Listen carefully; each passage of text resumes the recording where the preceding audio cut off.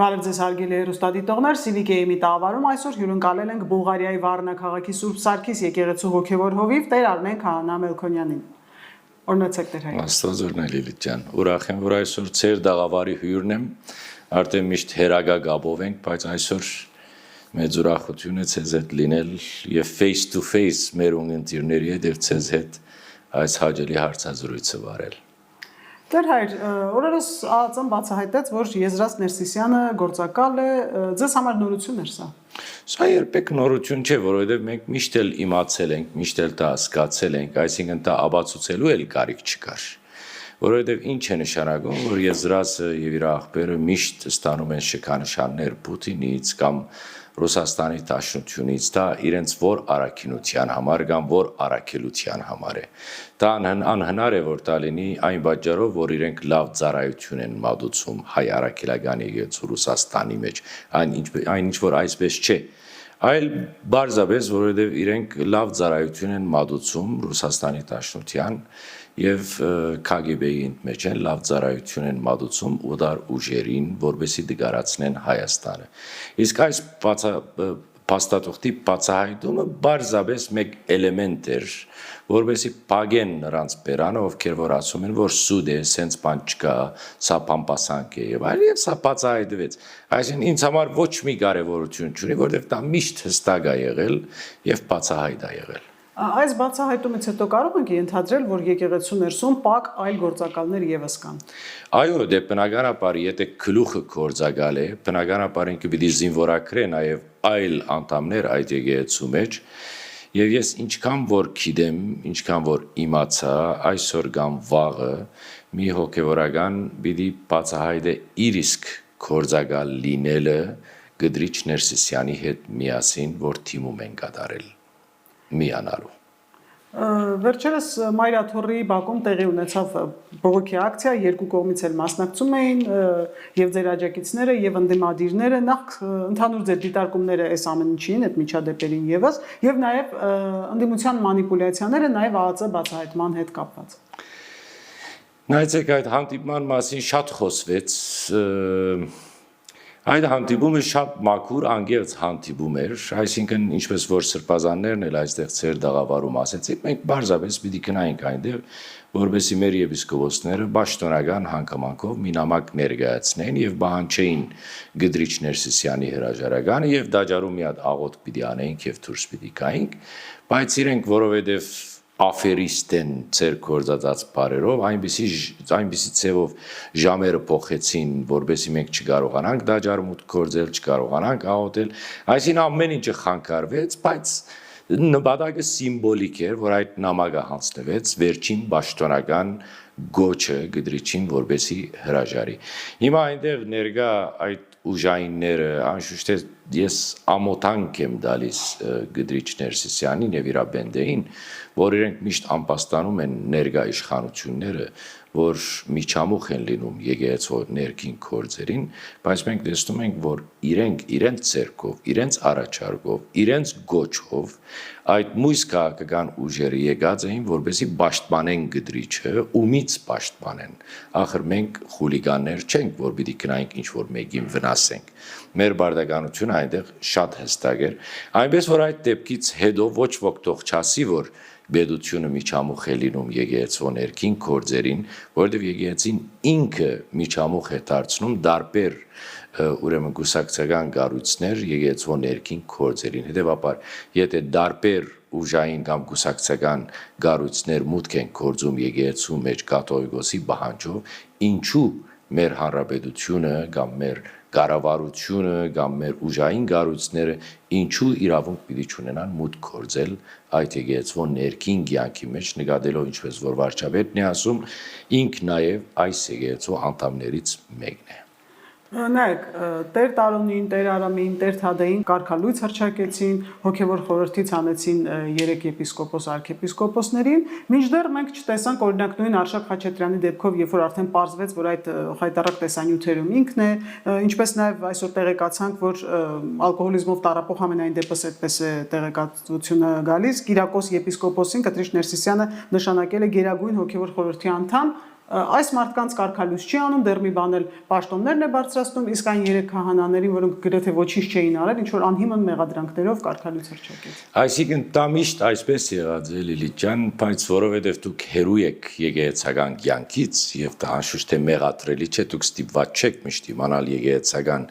ներքին կյանքը ոնց է գործում։ Օրինակի համար ես միշտ ասել եմ իմ զրույցների մեջ իմ անձնական ալիքներում ասել են, որ այն հոգևորականը, որ ուզում է բարձրանալ, աստիճան ունենալ կամ լավ դեղ ընկնել, պետք է անպայման կամ անպարոյական լինի, կամ միասեռական լինի, կամ բեդության թեմ լինի, օրինակի համար մեզ համար ծանոթ է Սուրբ Հովհաննես եկեղեցու քահանաներից մեկը, որը բռնվեց ինչ-որ աբորինի կապերի մեջ իր սիրուհու հետ, իր WhatsApp-յան հետ նկարները, չաթերը եւ այլն, մենք սպասեցինք, որ իրան կարգալույց կանեն, բայց արի ու դες իրան դեղափոխեցին շատ ավելի լավ դեղ եւ այսօր ինքը գտնվում է Ռուսաստանում շատ ավելի լավ դեղ։ Այսինքն չափանիշը մեր եկեղեցում չասեմ Գդրիչ Ներսիսյանի համար այն է, որ ինչքան վարգապեկված լինես, դու այդքան լավ դեղ ունես։ Եվ դա ինչի համար, որովհետև եւ որ դու վարգապեկված ես, մի օր չես կարողանալու բարձրացնել ինչ որ անարտարություն եկեղեցու մեջ, եւ դա միշտ քո երեսիդ են տալու, որ դες դու մոռացար ինչ արեցիր։ Հիմա այսինքն այսօր եւ որ հերացնում են այս մեր եպիսկոպոսներից 3-ը քերակույն հոգևոր խորհրդից է դա հստակ է, որովհետև այս 3 եպիսկոպոսները եթե մնան քերակույնի մեջ, իրենք միշտ պիտի ընդդիմանան Գդրիչի բոլոր որոշումներին։ Հիմա պետք է նրանց փոխարինել, որոնցմով պիտի փոխարինեն, պիտի չփոխարինեն ավելի խելացի մարդոցմով կամ ավելի կասկածելի մարդկանցով, որ կարող է եւ որ համացայն չլինեն Գդրիչի հետ, այլ պիտի բերեն մեկը ալկոհոլիկ, որը նկարներ ունի թուրի ետև ընկած անբարգեշտ վիճակի մեջ, կամ պիտի բերեն, այո հեշտ կառավարող, կամ պիտի բերեն մեկը սդախոս, ամփարո, որը վստահելի չէ իր խոսքը, ոչ իր այոն այո է, ոչ իր ոչը ոչ է, եւ մեր հոգեվորականները կհասկանան ես ում եմ ակնարկում։ Այսինքն ես չեմ զարմանում։ Այսինքն մենք չմոռանանք օրինակի համար Վասկեն Սրբազանը, որ ինքը տեղափոխվեց Բալկանյան երկիրների որպես առաջնորդ, ինքը դա որպես քնահատական չէր, ինքը բարձրապես արտաքսվեց, որովհետև սկացվում էր Վասկեն Սրբազանի մեջ, որ ինքը շատ բաների մեջ համաձայն չէ։ Օրինակի համար իմ ղեկավարության հարցը, որ 20 տարի ղեկավարականի մեջ էր, ես վերջերս իմացա, որ Վասկեն Սրբազանը միջև վերջ ընդդիմանում էր իմ ղեկավարությանը։ Այսինքն քողարկված ինչ որ ընդդիմություն եղել է ներսում, ուղղակի մենք չենք իմացել։ Մենք չենք իմացել, ես էլ չեմ իմացել, բայց հիմա վերջերս միայն ես իմ ագանչին ասա, թե ինչ է դեղի ունեցել այդ կուլիսների հետին, եւ նրա համար Գդրիչը ուզում է միայն այնպիսի մարդիկ, որոնք չընդդիմանան իր որոշումներին եւ ամեն ինչին ասեն ամեն։ Այսինքն ես ցավում եմ այսօր ասելու, որ կոնե ես որպես հոգևորական ես շատ գիտեի, որ մեր խոհանոցի մեջ շատ գեղդեր կան, բայց այդքան որ խապված էինք, ես դա չգիտեի, ես այսօր շոկային վիճակի մեջ եմ։ Եվ ասում եմ, որ եթե ես այդքան խապված էի, այդքան բան իմանալով հանդերձ, հավա մեր խեղճ ու գրակ ժողովուրդը, որ գնում էր միամտաբար սրանց ցերն ու ոտքներ համբուրում, օրհնություններ ստանում, արդյոք մեր ժողովուրդը ինչպիսի հոգեվիճակ է ապրում։ Բայց նրանց կողքին նաև մենք ունենք մի այլ տեսակ ժողովուրդ, որը մինչև այսօր իմանալով այս բոլորը, իրենք դակավին միևնույն գեղձ խոնարհությունն են ցուցաբերում սրանց նկատմամբ։ Հիմա նրանք էլ պատճառներ ունեն, կամ որովհետև պատկանում են այսինչ կամ այնինչ կուսակցության, կամ որովհետև փողեր են ստանում, որպեսզի Գդրիչի կողքի լինեն եւ նրան պաշտպանեն։ Այսինքն մեր ժողովուրդը գիսվել է, ուղղակի մեկը իր կողքին է, իր հետ է, իր շահերի համար, մույսը արդարության կողքին է, իսկ մույս մասն էլ ասում է, որ իմ ինչ գործն է, եւ միևնույն ձևով մեր հոգեվորականությունը դժբախտաբար այսօր մենք ունենք 10 եպիսկոպոսներ, որոնք բարձրացնեցին արդարությունը, ի վերջո դուրս եկան այդ ջահիջից։ Ես երեք դակավին խոսում էի մեր շատ պատկարելի արքեպիսկոպոսներից մեկի հետ, որը գոչվում է Զաքարյան Սրբազանը Ֆրանսիայի, Ուրեմն իրա ասեցի սրբազան ինչու չեք միանում։ Ասեց դեր այր հազիվ այդ ջահիջից դուրս եմ եկել։ Չեմ ուզում էլ այդ ջահիջի մեջ մուտք գործեմ։ Դուք պատկերացնում եք արքեպիսկոպոս թեմի առաջնորդ էր այո։ Բայց ջահիջի մեջ է կարծեք թե։ Արդեն չէ ինքը իմ արդեն հանգստյան է գոչված եւ չի ուզում այլևս մաս կազմել ոչ մի ցևով միջամուխ լինի այս եկեղեցու ներքին կյանքին եւ ներքին խնդիրներին։ Իսկ կան մարդիկ այլ թեմերից, այլ եպիսկոպոսներ, արքեպիսկոպոսներ, որոնք ցանկություն ունեն եւ մոտ է այն պահը, երբ նրանք կմիանան այս 10 եպիսկոպոսներին։ Ես կարծում եմ շատ ուշ է։ Ես հիմա այլևս իմ հույսը չեմ տնում եպիսկոպոսներին եւ հոգեվորականներին, որովհետեւ եթե նույնիսկ այսօր իրենք հայտարարեն, որ գոմնագից են եպիսկոպոսներին եւ սադարում են, դա ինձ համար այլևս ոչ մի արժեք չունի, որովհետեւ շատ ուշ է։ Բայց ես իմ հույսը տնում եմ օրինակի համար թեմական խորհուրդներին, ծխական խորհուրդներին, մեր եկեղեցիներին սփյուռքի մեջ։ Այսինքն մենք հասկանում ենք Հայաստանում այսօր դժվար է ինչ որ մի եկեղեցի, դե մենք չունենք այդ եկեղեցի հասկացողությունն էլ որպես ծխական խորհուրդ։ Եվ տեսեք, ցեզ մի բան ասեմ, Գդրիչը մի կանոնագարք է ստեղծել, որ բոլոր աշխարհի եկեղեցիները պիտի ունենան մեկ կանոնադրություն։ Եվ այդ կանոնադրությունը հետևյալ գառույցն է՝ ծխական խորհուրդ, որ եկեղեցու ամիջական ծխական խորհուրդն է, եւ հետո գալիս է թեմական խորհուրդը, որ բոլոր երկրի մեջ ծխական խորհուրդներու ընդհանուր բարձր մարմինն է։ Հիմա Հայաստանի մեջ դա չի կորձում։ Լավ, դու ոնց ես պատկերացնում կամ պահանջում ըստ բյուրքից, որ իրենք ունենան այս կանոնադրությունը,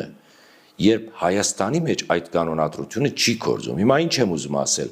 Այսօր դժվար որ մի եկեղեցի Հայաստանի մեջ ընդդիմանա Գդրիչին, որովհետև նրանց նշանակած հոգևորական ինքն է դերն ու դիրականը, այնտեղ ծխական խորհուրդ չկա, բայց ես իմ հույսը գաբում եմ եւ ես գաբի մեջ եմ դարբեր թեմական խորհուրդների հետ, որ որպես ծխական խորհուրդ, որպես թեմական խորհուրդ նվազագույնը դուք որ այսօր պետք է անեք այն է, որ դուք բարձրացայինեք եւ գանքնեք այս 10 եպիսկոպոսների արդար գոչին հետ, բայց թե չէ էլի ուշ է, որովհետև մենք բոլորս զոհ ենք քնացել Գդրիչ Ներսիսյանի քաղաքականությանը։ Ես հաճախ պատմել եմ բուլգարահայոց թեմի մասին, թե ինչպես իրենք ուզում էին հոշոտել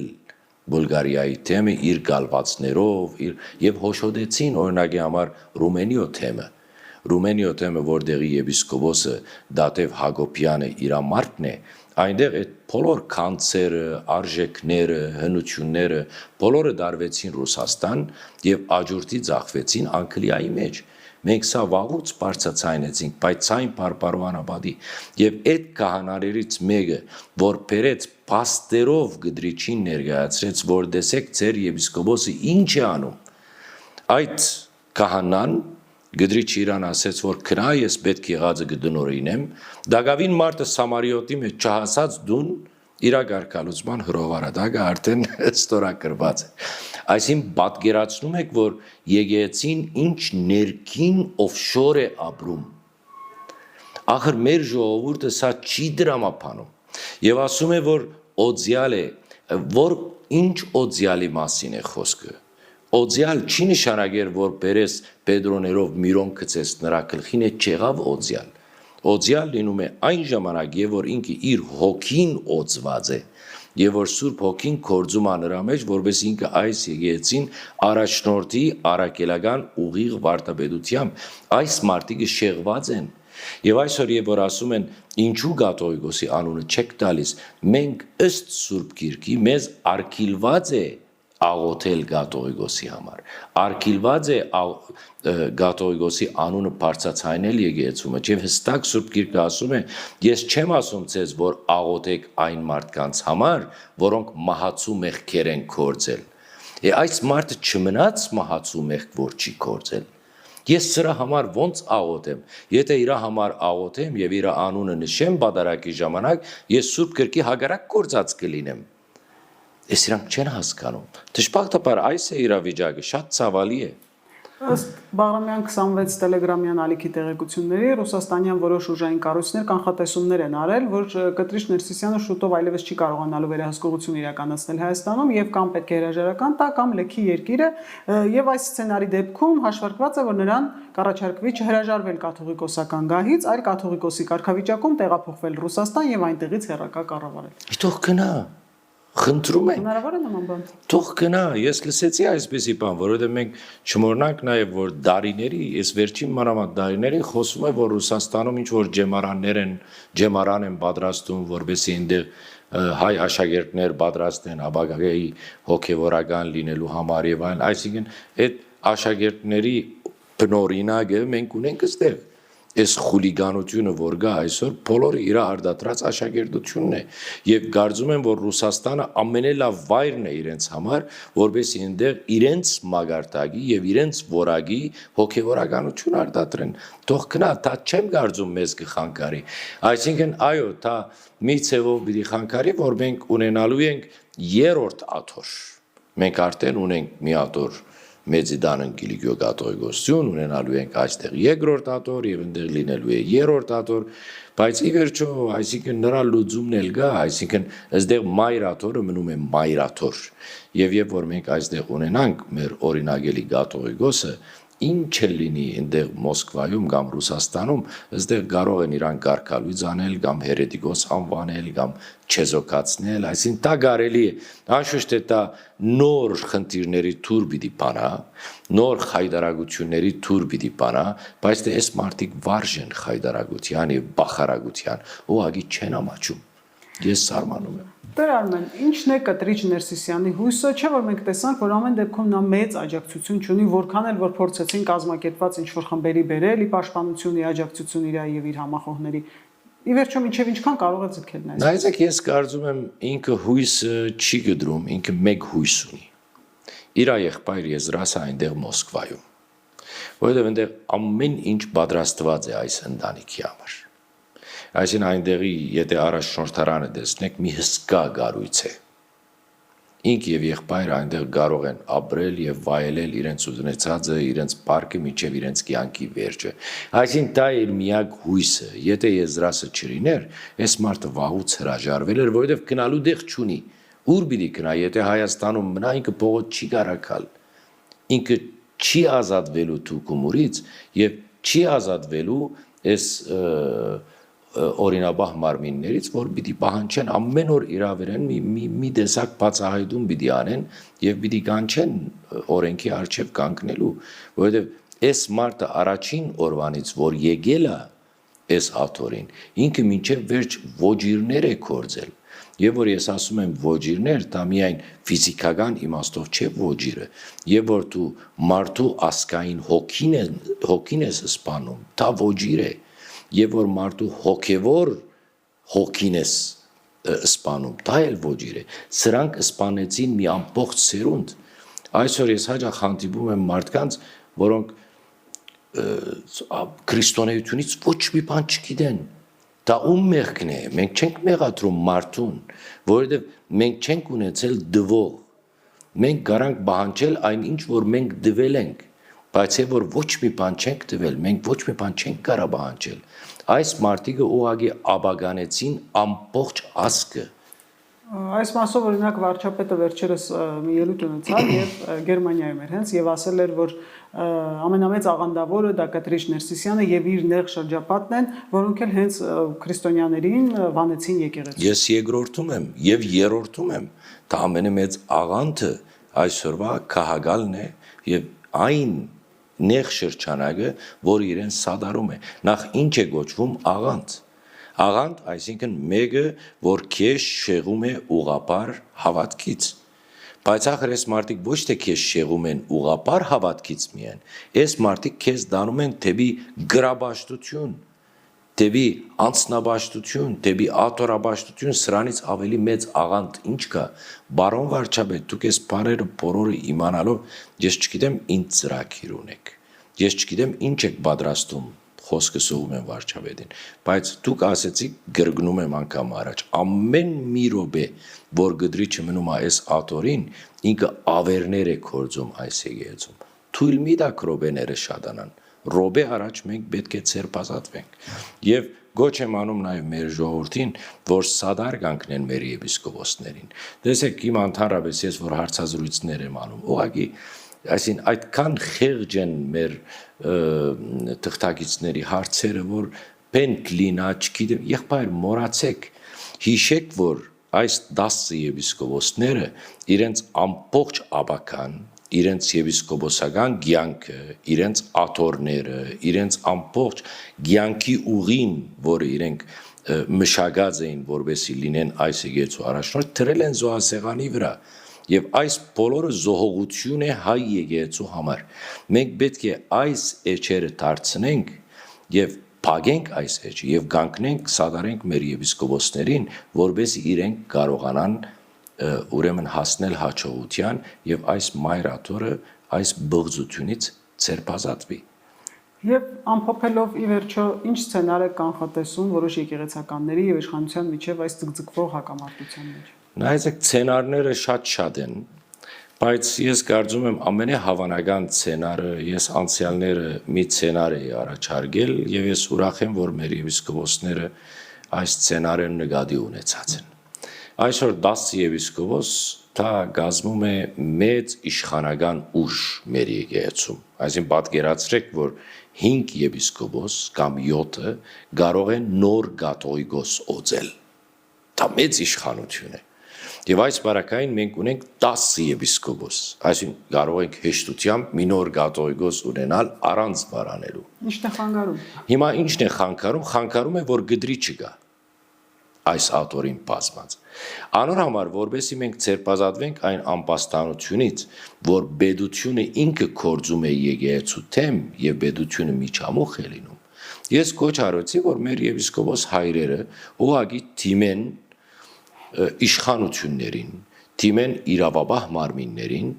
այն իմաստով, որ մեր աթոռը բռնազավթված է, խնդրում ենք մեզ օգնեք ազատագրելու լուսավորչի գահը։ Եվ այն ժամանակ մենք ենք անելու։ Եվ որ մենք ունենանք այս իրավաբահ մարմինների կամ դատարանի վճիրը, որ մենք այո իրավունքի դեր ենք եւ պիտի ցերպազատենք մեր աթոռը Գդրիչ Ներսիսյանից, այն ժամանակ մենք կգնանք եւ իրան դուրս կհրավիրենք։ Եվ եթե ինքը բարիացակամությամբ դուրս չի գա, մենք իրան վիզից կբռնենք դուրս կտնենք։ Այսինքն կարող ենք ասել, որ այս ամենը նաև տեղի ունենում նրա համար, որպեսզի Գդրիչ Ներսիսյանին ցույց տան, որ մենք այս ճանապարհը անցնում ենք խաղաղ, հանգիստ, բողոքի ակցիաներով, որպեսզի դու խախանդ գնաս հանգստի։ Չի հասկանալու։ Չի ինքը մինչև վերջին րոպե մնալու է, մինչև որ մի նշույլ ունենա, որ ինքը կարող է այդ աթոռը վայելի, այսինքն ախր այդ աթոռն էլ աթոռ չի։